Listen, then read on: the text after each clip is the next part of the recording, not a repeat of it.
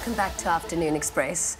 Now, Jenna Lowe was a bright, beautiful and courageous young girl who had great intellect and was passionate about positive social change. Sadly, at the age of 17, she was diagnosed with an extremely rare lung disease called pulmonary arterial hypertension, which changed Jenna's life and, of course, the life of her families forever. Soon after that, Jenna was urgently listed for a bilateral lung transplant, which prompted her and her family to start to get the Get Me to 21 campaign.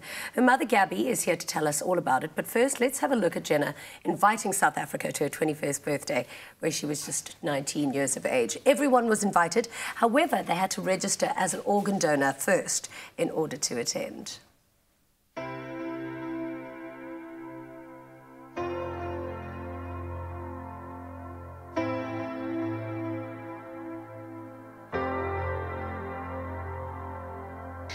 Hi, I'm Jenna.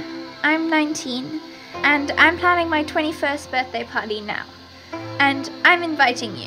Now, that might seem a little bit odd because I probably don't know you, but I would like you to come anyway. And I don't care what shape, size, color, age you are. I want you to be there with me.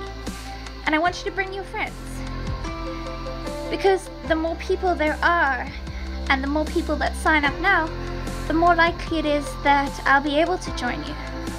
All you really have to do to come to my party is to sign up to be an organ donor. Because in order to make it to 21, I'm gonna need new lungs. Ah, Gabi, I can't imagine the journey that you've been through. You're not allowed to cry. How am I supposed to speak? I'm so sorry. I'm so sorry. No, not at all. But I can't imagine the journey that you've been through. What a beautiful, brave girl. What was it like for you when you found out that she was diagnosed with PH? It was so hectic. No, so I can hectic. imagine. This healthy, normal, I was going to say ordinary, but she was never really ordinary. Yeah. To just suddenly have that kind of level Yeah. of illness come across, it was very, very hectic. I feel like such an idiot, but I'm so overwhelmed with emotion because, how courageous was she? I mean, from her diagnosis, what was her quality of life like? And then what inspired that idea for that campaign? So by the time she was eventually diagnosed, her quality of life was not great. So that was part of the problem with pulmonary hypertension, is that there are 7,000 rare diseases in the world. Yeah. Makes you wonder why they call them rare. And pulmonary hypertension was not listed in South Africa as it's kind of because she was known as an orphan misdiagnosed disease. initially. Yes.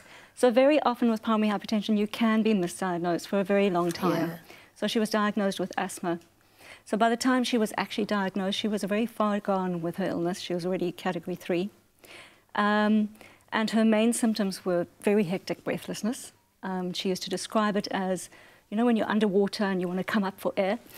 Yeah, I am asthmatic, so I do know that feeling, but I mean, and she just never got that breath. She never ever got that breath. So it's a cruel feeling because you can panic from not having breath. And if you think about it, what is the one thing we say to each other when you want to stay calm? Just breathe. Yeah. Well, what if that's the one thing you can't do? Just breathe. Yeah. It's a pretty cruel illness, and it's slow and it's debilitating. So slowly, she went from being fully able to less and less and less able. And the extraordinary thing about her, which is why she touches you like she does and touched so many people, is as she became more disabled, she became more able. Yeah. She was extraordinary. So she really did change the perception of a lot of people for how they felt about organ donation. And I think that, I mean, the stats are radical with how many more people registered as donors because of her call to action. Absolutely. Give me some of those details on her campaign and her reach out. Sam and I were just chatting about it now while we were waiting, and it has been one of their most successful ever campaigns. I think that it was something about the authenticity of Jen. Yeah. That really touched people, and literally she was born wanting to affect social change, so it's just bizarre how it ended up. Yeah. But she increased the organ donation rate by 287%. One child who by then was so ill she couldn't leave her home. You know, through her illness, we brought in all sorts of medications from all over the world. We brought in expertise from all over the world. We got her onto Flolan, which was an intravenous medication directly into her right heart chamber that I mixed at home for a year. And then she eventually had to be listed for transplant. So by the time she was listed, she was stuck in her room. She had got her matric, in fact, one of the top students in the country on oxygen, and she'd gone to university, but halfway through her first year of university, it just became impossible.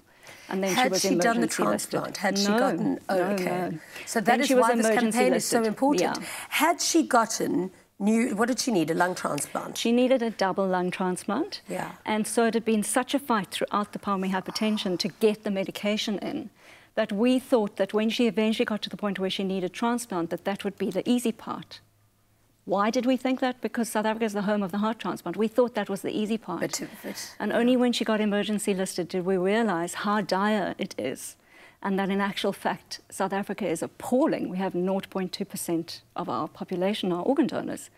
And that came as a real shock. And Jen, being Jen, she was like, well, what are we going to do? What are we going to do? And she was very aware that she may not get her lungs in time, but she was not going to die not trying. Yeah. And she was not going to die not making a difference to everybody else. Even though the campaign was so successful, how come they couldn't find lungs? Just because they weren't enough? Eventually. Okay. So lung transplants, I don't know if you know this, but of all transplants, they are the most difficult. Yeah. They are incredibly difficult. And so we don't do very many in South Africa. Yeah. Sometimes 6 to 8, maybe 10 a year. She did eventually get her lungs. She got her lungs on the 10th of December in 2014. And the lungs were a successful match, but she had a very difficult time, and yeah, she was in ICU for 187 days. Wow. And it was quite hectic, and she passed away. What do you want people to know about organ donation? You know, I don't understand why people are remotely resistant to it. I mean, Lord knows you don't need your organs in heaven. Yeah. You really don't. But we need them on earth. And so there were 2 messages that Jen constantly gave. The one was, if this is a rainbow nation, there's no bigger rainbow nation gift than the gift of life. Yeah. It is irrelevant what gender, it's irrelevant what race. This is about life-saving. This is not a conversation about death. This is a conversation about life. Yeah. That was the first message. The second message, as a parent or as an individual, would you accept an organ if you were dying? Yeah. Would you? Would you take one? Yeah. If you were on the edge of death, would you want one for your child? If you would, why are you not a donor? Yeah. Oh, it's such an important message, and thank you so much for having the same. I mean, obviously we know where Jenna got her courage from you as well, but for sharing this message.